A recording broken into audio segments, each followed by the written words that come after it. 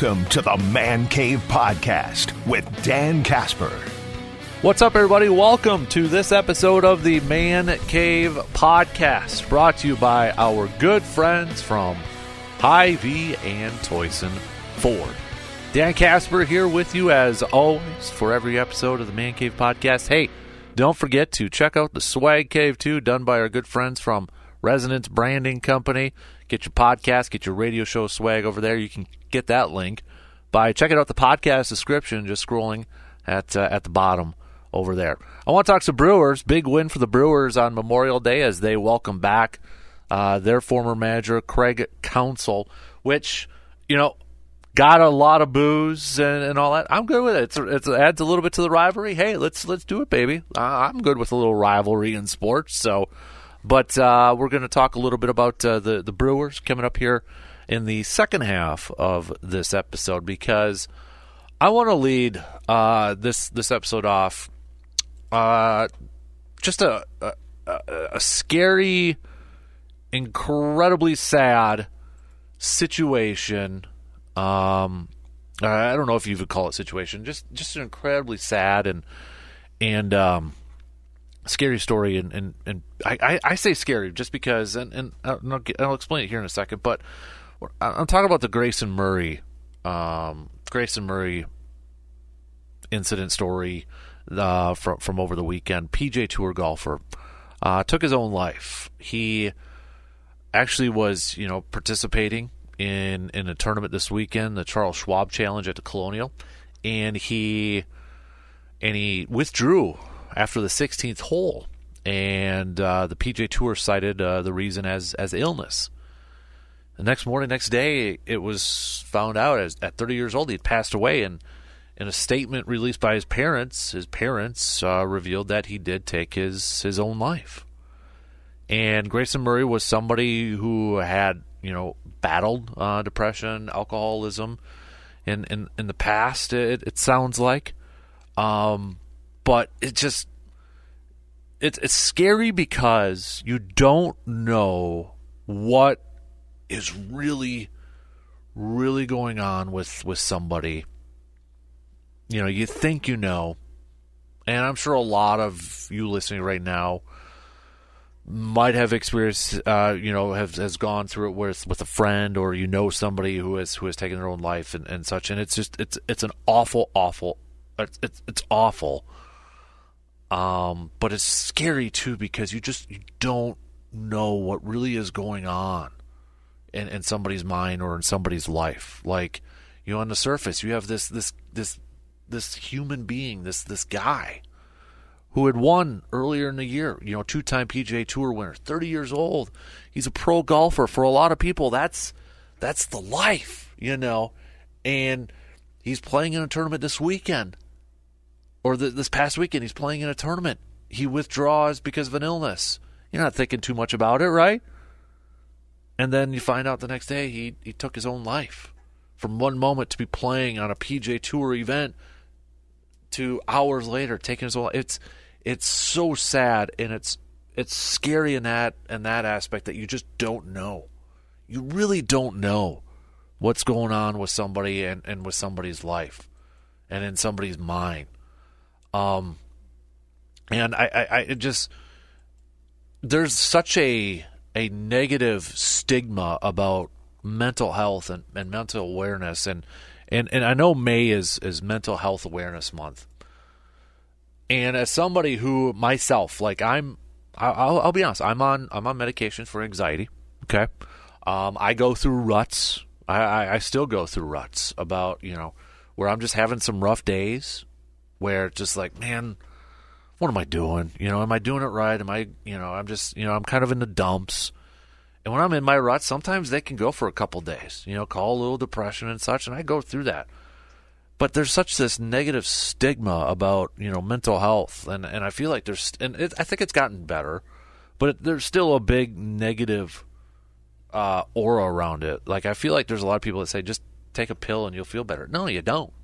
I'm on medication for it, and I don't feel better all the time.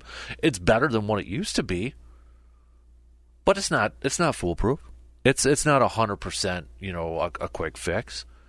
And I think for me personally, I don't want to speak for everybody because everybody's different, but just talk to somebody. Sometimes when, you're going through ruts or you're just a little bit down or you're going through something, you know what helps a lot of the times? If somebody just talks to you. Even if they don't know what's going on with you, but they just make the time to talk to you for a little bit, that helps so much. It helps me so much. It helps me so much when, I'm in a rut. And I don't tell people when I'm in a rut, but some people know. My wife knows when I'm in a rut. And when somebody just kind of comes up to you and talks to you and, just asks about how you're, not like a quick hi, not like a, or anything like that, or even like a cold shoulder. If you walk by somebody in the hallway, at your work and they don't say anything to you or anything like that. I mean, if somebody just like, and I'm struggling to talk about it a little bit because I've never been open about this before. I haven't told anybody about this before, but it's just, it makes the world a difference, I think, for a lot of people. If you just take a couple minutes to just talk to somebody, whether they're a friend, whether they're a coworker, whether they're your employee, or maybe you even talking to your boss, or just talking to somebody, just that little bit of interaction, I think, goes a long way for a lot of people. It does for me personally. When I'm in a rut, like I really get into a rut where I'm thinking, okay, maybe my boss isn't happy with me about something, or then I really start to overthink a lot of stuff. But then, if somebody comes by and for a couple minutes just says, hey, what'd you do this past weekend? Or just some positive reinforcement. Hey, dude, saw you do this. Great work. That was awesome. That was really cool. Saw you post this on Facebook. That's so cool. Just little stuff like that. Just talk to people. I think, we're in such a weird place right now. And there's a lot of bad stuff going on, a lot of sad stuff going on, and I think we just got to be nicer to people. We just got to be kinder, and we just got to talk to more people. If you're jealous of somebody because of whatever stupid, immature reason, stop it. I know it's hard. You can't turn it off, but we just got to be nicer to people. Let's just talk to more people. We just got to do that. And it's just, we got to, I don't know. It's when I read that story, when I saw it first happen, and then to find out, some other stuff, it was just, it's such a sad story and such a scary story because I know a few other people who are like that. Like, when they do take their own life, it's like, really? Never saw it. And I feel like that's a common theme for a lot of people. Like, never would have thought that. Would never saw that coming. You really don't know. That's the scary part. So, even if you don't know of anybody that's, maybe is struggling, just make a point in time to try to talk to as many people as you possibly can.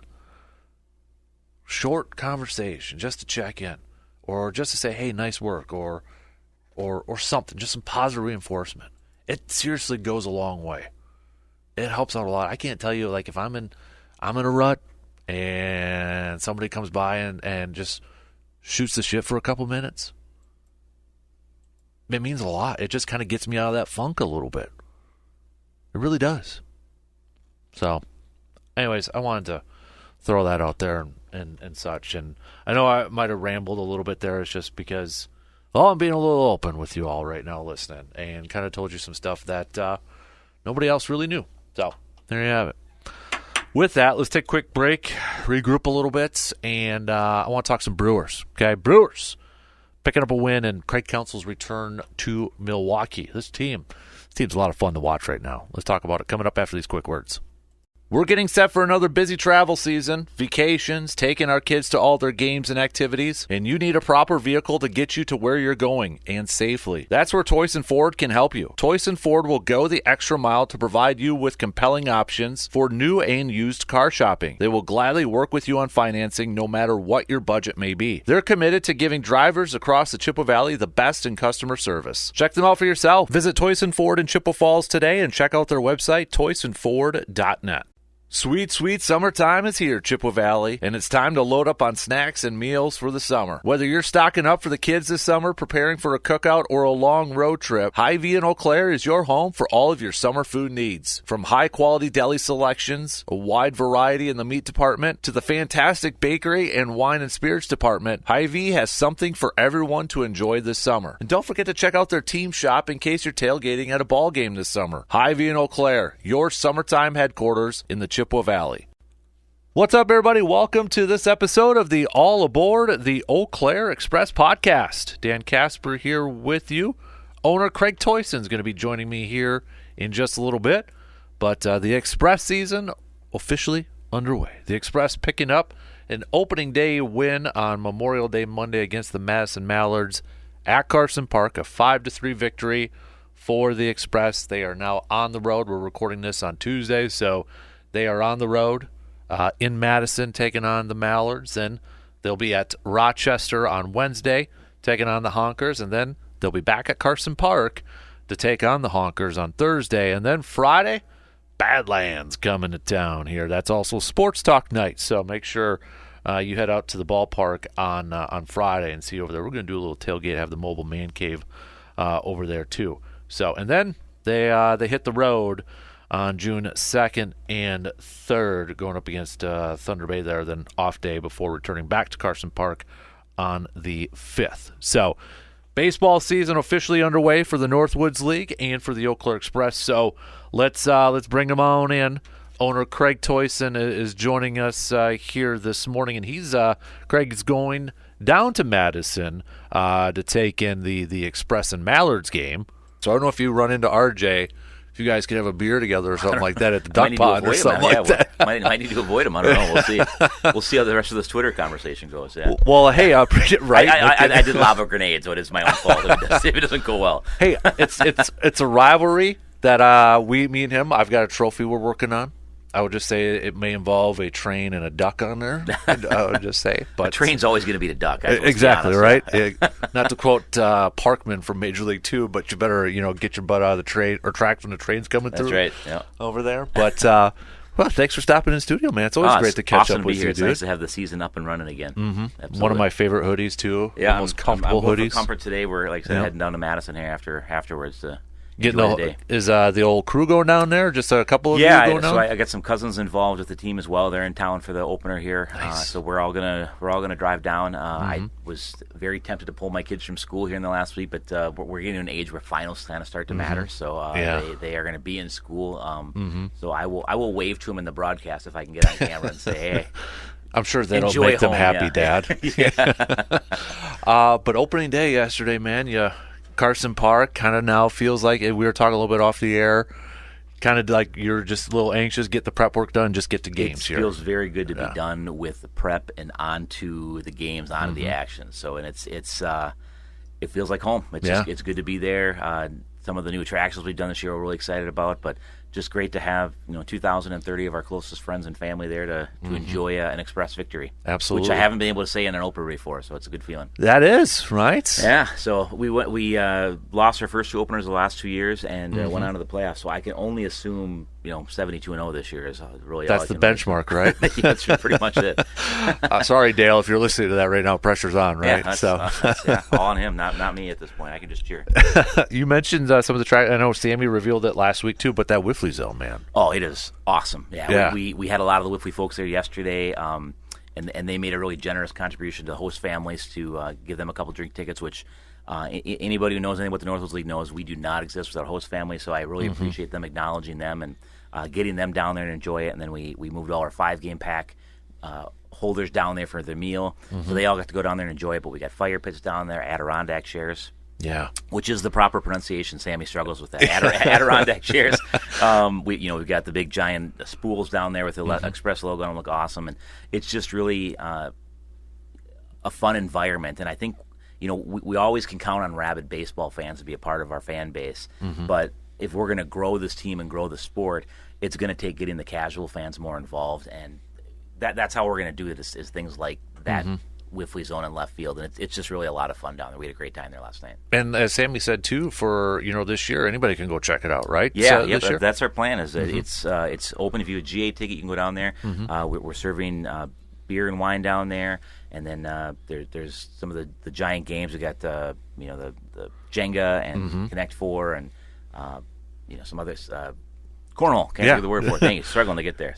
It's early this morning. Still struggling. Yeah. So I'm excited to check that out because it's Sports Talk Night coming up this Friday as we take on the Badlands too. So you're starting off your season with a couple of new teams. Obviously, Madison, that's been around for a while, but new for this year and such. And then the Badlands coming up at the back end of this week. Yeah, so excited to play them. Excited to not have to travel there personally because that is a long, long ways away. We went to Bismarck last year, and I told my son who'd come along, take a good look. We're never coming back there.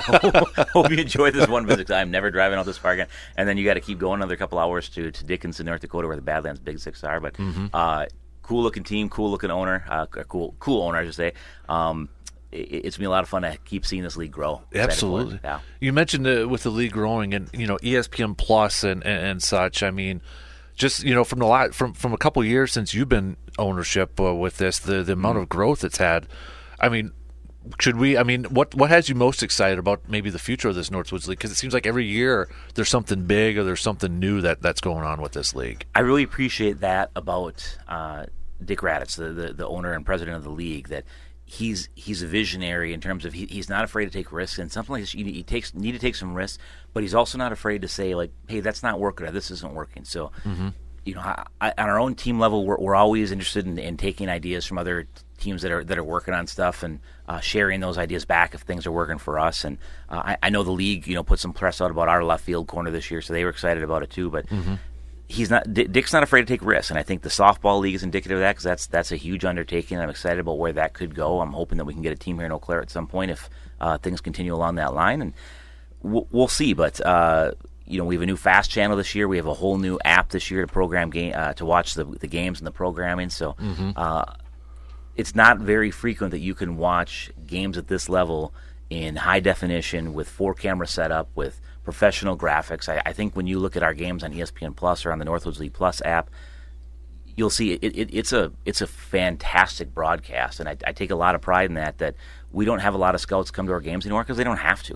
That really means a lot that they feel that they get enough from the video that we send them, all the extra stuff like the TrackMan, all the technology that they see, exit velocities, they see pitch speeds, they see spin rates. They've got all that stuff at their fingertips available to them, and I think it shows when so many of our guys are getting drafted and moving up the boards in a hurry. Absolutely. So also looking, we've got, I know we chatted a little bit about it, but I got a feeling you were a big hand in this, the new jerseys, the Valley jerseys this year. We were ready for new ones, and we're selling the old ones in if you want a game-worn jersey, they're for sale right now in the apparel tent, and looking at them last night, we were ready. They were getting old, but I'm excited for it. So we do have 3 jerseys this year. We'll see if we want to move on at the end of the year and try something new again and just keep going new ones every year, or if we want to stick with these for a while. It debuted the home whites last night, a little bit different look. Got to get them a little dirty so we can start to have them match the pants a little bit. But the interns will work on that, getting them clean and getting ready to go. Then we've got new road jerseys, and we've got alternate baby blues again that we're going to wear. So we've started to work on that blue color a little bit more, maybe a little more of a New York Knicks or Miami Dolphins color combination, Denver Broncos too. So there's we've had a lot of fun with that, working the blue in. Absolutely. The pro shop up and running. Yeah, we got a lot of good stuff in there. We started to acknowledge a lot of the Eau Claire baseball history in there too. Yeah. So some cool Carson Park stuff you can get that's real retro looking.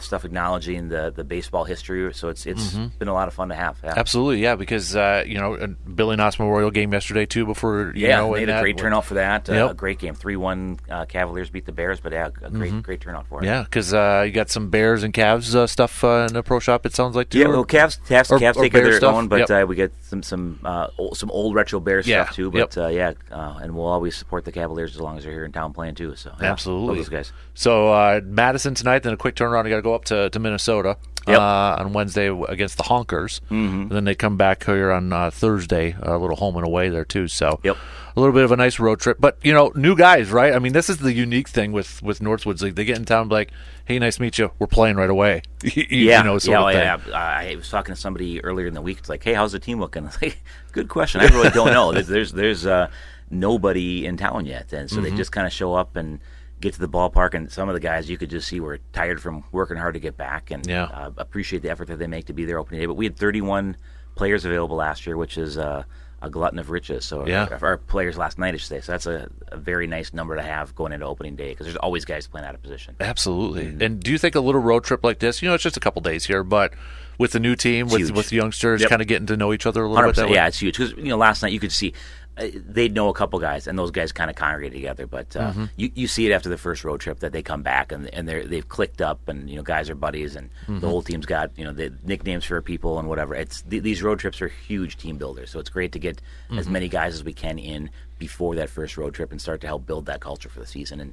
And getting a win last night goes a long ways to get that culture going in the right direction. Absolutely. And one thing I always love about baseball, and this is one thing I miss about not being involved in the team, is just being in that dugout too, the chit-chat, the conversations going on. And it's so cool to see how it progressed from the beginning of the year to like the middle of the year, where those guys are just like, they're they're a team, essentially tight. After that. They're a tight group over there, and personalities start to come out of there too. So you'll see. There's always, everyone's got their role, and so one guy's the goofball, and one guy's the motivator, and one guy's the chirper, and they've all got their role. But it's fun to see them get tight, and we host players at our house. It's a lot of fun, but we're a ways away from the ballpark, so we're not a congregating house. But I know there's a couple houses closer to the ballpark that the guys kind of congregate at, and I've been there to see that take place and occur. And it's just really fun to see how those relationships form, how tight they get.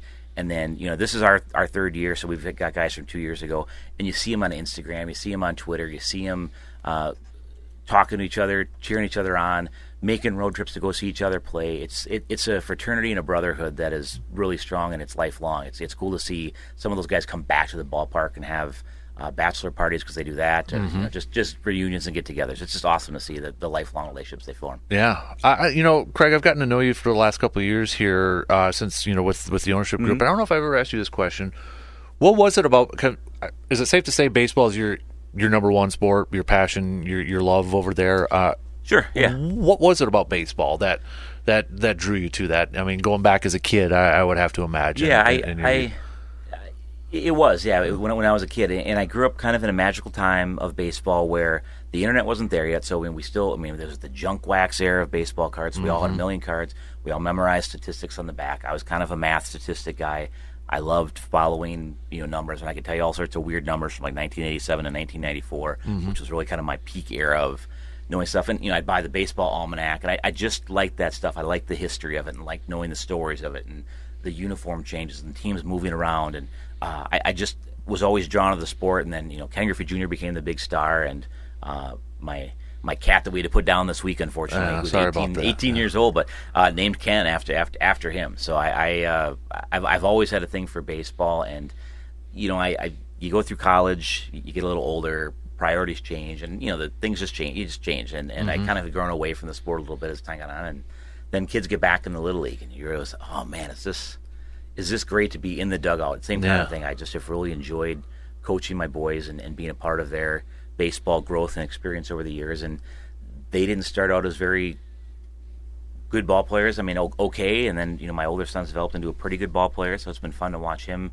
progress and talk about theories of baseball and how we can get better and what we need to do. And I just have loved being around the sport, and I just have always loved the culture of it. So it's just a lot of fun to be involved in it. And there's not a lot of opportunities to have a career in sports around the Chippewa Valley. This is one of them, and I just really have found it's a passion project. I just love it on a day-to-day basis. How, in the last couple of years here too, obviously baseball in this area is huge. The history, even still Absolutely. With the high school teams and that, but now, Blue Goals with Patrick Riley there. You got connections all over. I know Dale and Patrick know each other for how many years. Yeah.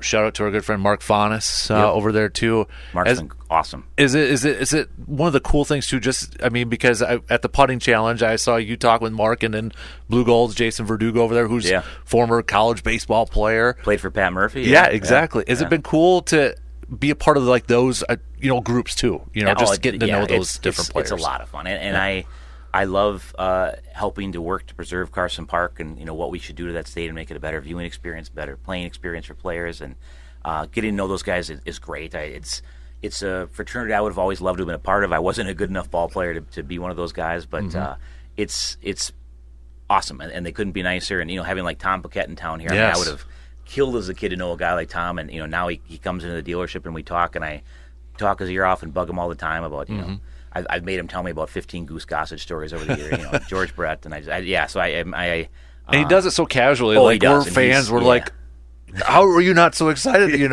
it's just so casual about it. So it's been a lot of fun to get to know those relationships and meet some great people as a result of it. And my older son is playing 17U Legion ball this year in Chippewa, and so I've told Mark, we're coming for you. Just wait. Yeah, it's good. So we get along now, but it might change in a couple years. A few games there might be a little testy there. Yeah. So, looking ahead to Friday night here, because that's Sports Talk night. Also, the debut of the Mobile Man Cave. Toyson Ford is a big time sponsor. I just took a picture of it outside. It looks pretty darn good. Yeah. Hutsy and I were working on it this weekend on the inside. Right. We got a putting green in there. We do have a grill.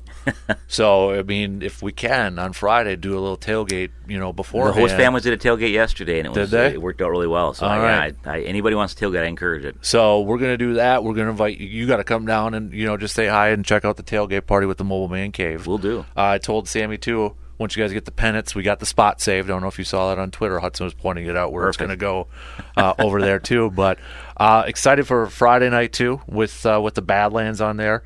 I know we had a couple listeners. They're buying up fan deck tickets for that night. Shout out Bloomer Tony, who said that over there too. So what has you excited? It's baseball season, but what gets you excited about this upcoming season? Is there something specific, or is it just, we're at the ballpark and we're playing baseball? We've been looking at left field all spring, and now that it's here, it's kind of like, all right, that's rolling. But I just love having a new crew come in every year.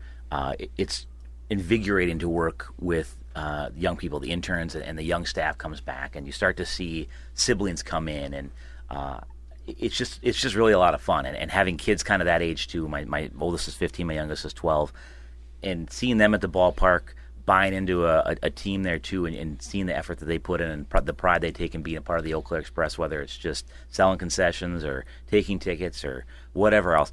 I just really enjoy seeing the people, and that's really what's the fun part of it. Is it's just an excuse to put on 36 parties a year. I get to walk around, and I had a headset on for the first time last night. I don't know if I'll do that again. It's a little too. There's just problems I don't want to know about. Sometimes ignorance is bliss. Yeah. But it's just fun to go around and socialize and see people. And thank you for coming to the ballpark, making sure the groups that are there are enjoying their experience, getting feedback on things we should work on. I just really enjoy socializing and seeing people there at the games, and it's just really fulfilling. It's just my bucket is full at the end of the night, as my wife would always say. So. And I don't know if it's the dad in me, but I love seeing the Express players to interact with the kids. Yeah.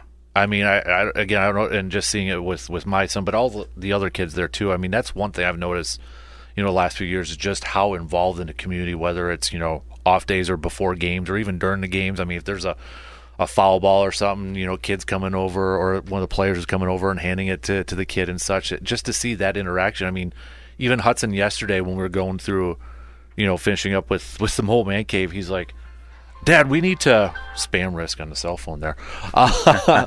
We need some cards. And what he did, he grabbed his stack of Express cards. There you go. And he's going through. He's like, "Oh, I want to put this one in there." I'm like, "You don't got to put any of them in there." He's like, "Well, no, I don't want to put tracks." And he's like, "Oh, I got the coach." No, I'm not putting coach in there or anything like. So he's got that stack, but he's just like he knows he is a little down DQ. Yeah.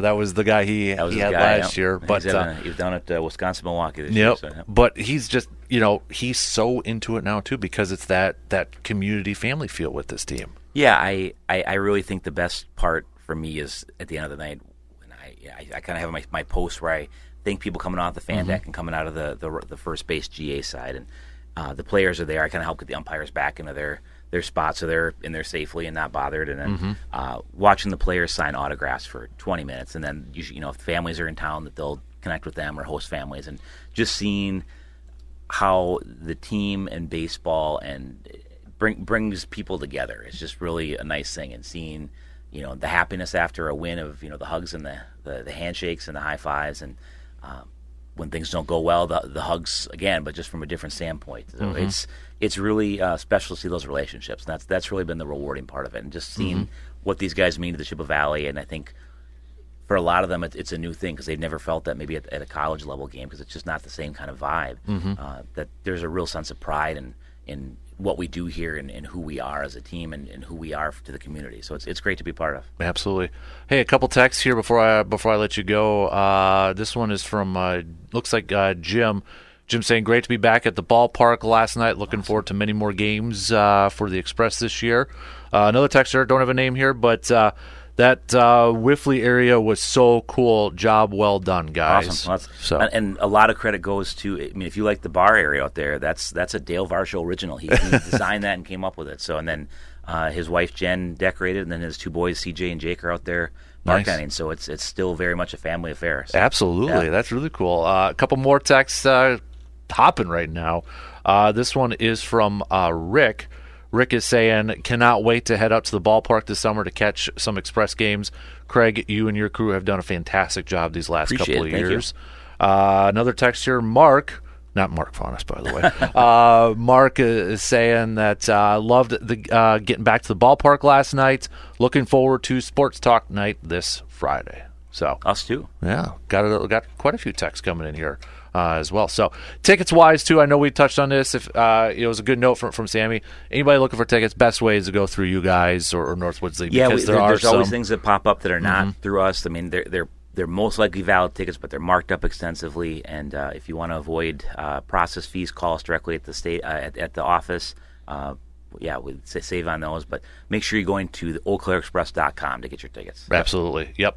And we got a home game Thursday, obviously on Friday coming up here too, so plenty of opportunities to get to the ballpark. Got some home games to open up the season too, right? Yeah, nice to kind of hopefully get a little bit of a flow here. Absolutely. Well, Craig, I know I kept you a little bit longer, but it's just cut into RJ's time. That's fine, that's perfectly fine. I haven't gotten a message from him saying, when's my time or anything like that. RJ's a good guy over there, so we're having some fun with that. So the one thing, though, is if we have this trophy, you got to make sure you schedule Mallards games every year now. Well, I've pushed really hard for this to happen. That there's just natural rivalries in Wisconsin, and so obviously Madison this year, Wausau this year. Looking forward to hopefully continuing to grow that. Like to play Rapids again, like to play Fond du Lac. There's so many teams here, and I think we can get a lot of these rivalries going. Great ownership groups, I love them all. And it's I'm excited to get down to Madison tonight and hopefully start out 2-0. Yeah, there you go. I got it really quick too, because you were on Bill's show last week talking with the. I did hear it, by the way. Thanks for the shout out. But you mentioned playing those Wisconsin teams. Yeah. It would be cool to eventually get enough teams. Could it be a Wisconsin almost type of division? I'm hoping so, to have a Wisconsin division of sorts. And I'd hate to not play some of the teams that we've played, Duluth and stuff like that. And maybe those won't go away. But there's so many teams in Wisconsin. It would really cut down on our travel bills, which would be really attractive to us. But I think when you see the rivalries that can take place, and just having one game with Madison yesterday, that there's already some rivalry going on. I'll say it that way, rivalry. Yeah. So it's good to see, and it's exciting for where the sport's going and where this league's going. Yeah, I mean, even like with the Rafters, Witter Field is a historic park over there too. Yeah. It's just not as nice as Carson, but it's not not a little bit more of a Twins connection with Witter Field, isn't it? Back there. So that's the Wisconsin Rapids Twins were there. Gary Gaddy started his career there, and a couple other guys did for the Twins back then, and then that went away like 82, 83, somewhere in there. Yep, exactly. So. Well, safe travels down to Madison. Bring back that W. If you see RJ, say hi. Nice, but say 2-0 or something like that. Hopefully you can say 2-0. So, Craig, can't wait to see you at the ballpark on Friday night, too, for Sports Talk night. So, thanks for everything, man, and we'll catch up with you again soon. Okay, bud? Thank you.